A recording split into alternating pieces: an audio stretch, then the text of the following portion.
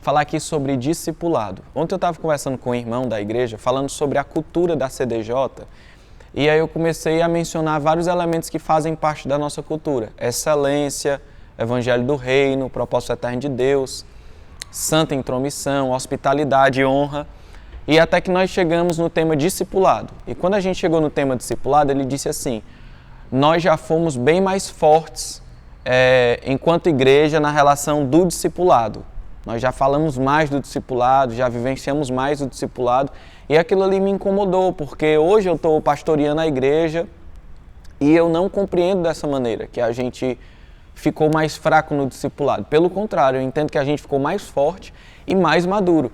E hoje eu estive na casa desse irmão para conversar com ele sobre isso, e acredito que ele concordou, assim, piamente o que nós conversamos, e eu quero repassar isso para você.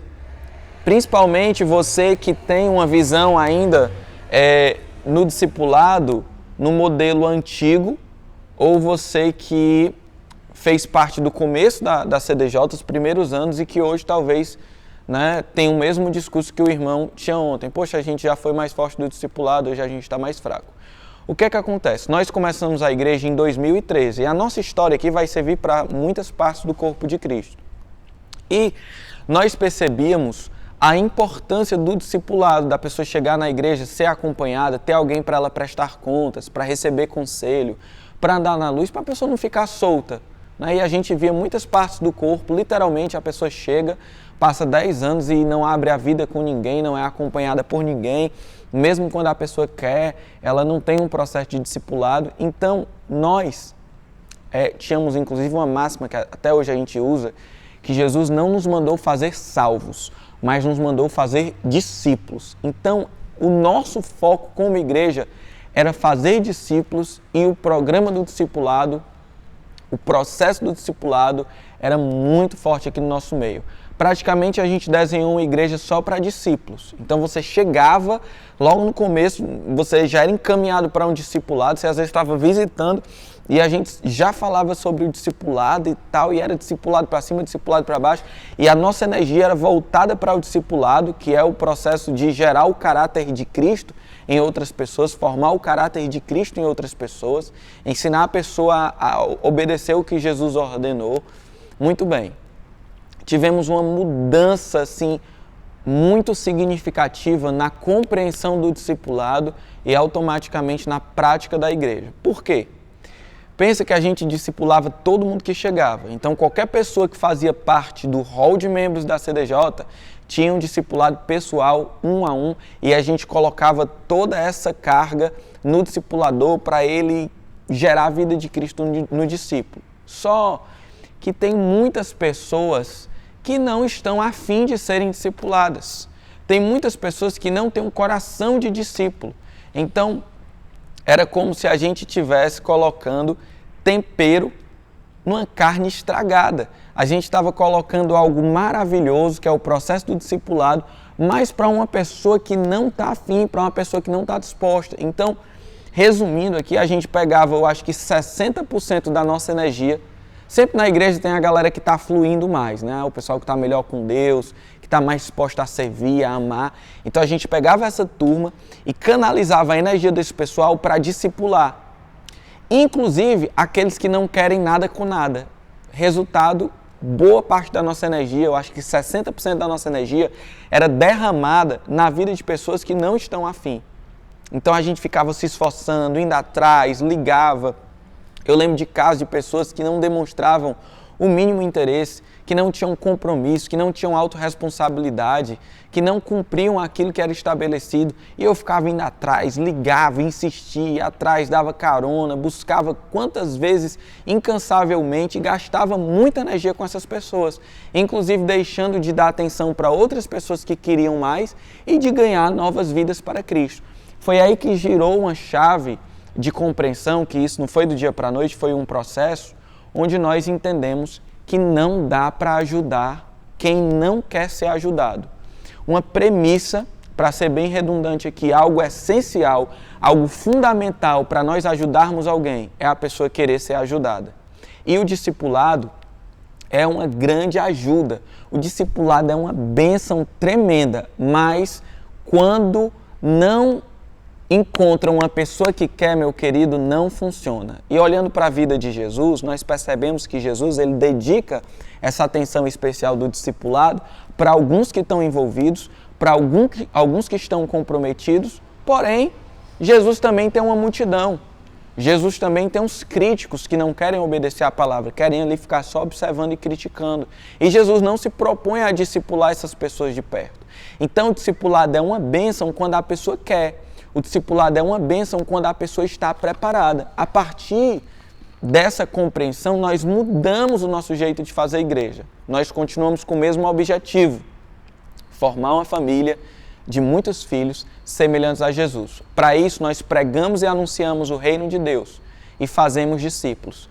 Porém, fazer discípulos, principalmente nesse sentido mais próximo, mais perto e tudo mais, é para quem quer, é para quem está disposto. E eu estava pensando, poxa vida, quantas vezes eu falo do meu discipulador, quantas vezes eu falo do discipulado que eu recebo e como abençoa a minha vida.